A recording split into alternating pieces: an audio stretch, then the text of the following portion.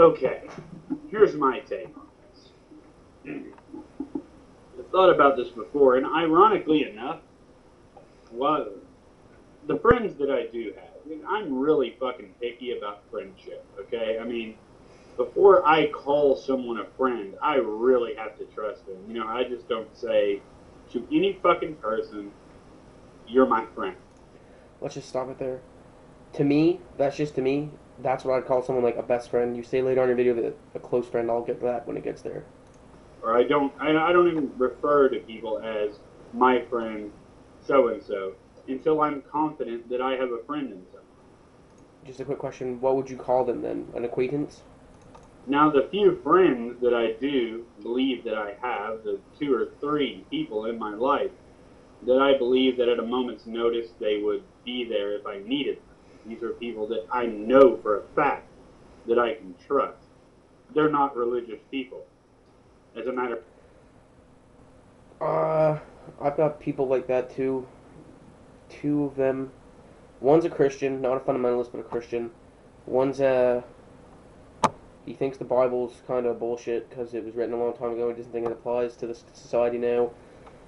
And the other one's an agnostic like myself. fact, two of them are non-believers. The other one is agnostic.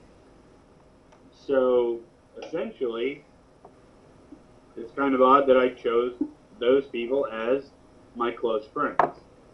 But anyway, here's what I was thinking.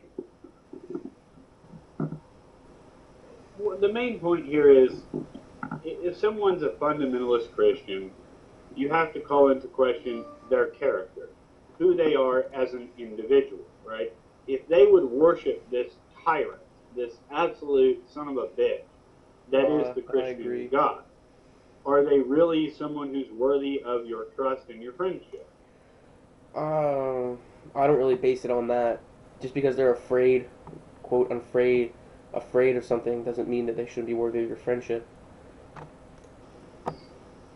Well, call me over analytical.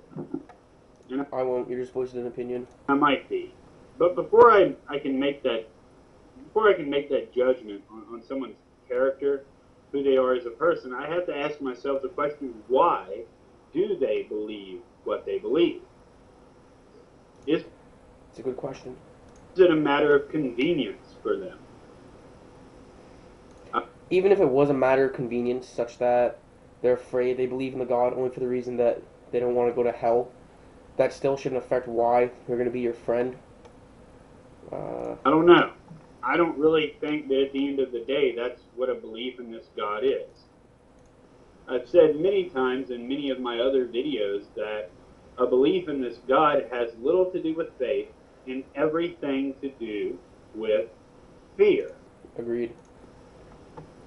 Now, a lot of Christians, I get this rebuttal a lot. Fundamentalists, they say to me, I'm not afraid. I love God. I believe in God. Yep. I am kind of afraid of God, but I know that I don't have anything to worry about because when I die, I'm going to go to heaven and I'm going to be okay. Which, that sort of statement sort of confirms what I've said. Their belief is only sustained by the fear of their God. I'll agree with that. My great-grandfather, me and my father went to his house one day, and he said that he turned over a new leaf. He was a Christian now. And he was saying that, well, just in case, I don't want to go to hell in case I'm wrong. And my father, who's also an agnostic, said, don't you think that this big divine creator of yours will know if you're just using his religion as a scapegoat? A question for the fundamentalists that are watching, the few of you that I know will watch this. The Christian population in the United States of America, it's a big number. How big do you think that number would be if the Bible promised nothing to the righteous? If the Christian scriptures offered no reward for following the rules of this God? No matter what you did, you'd go to hell.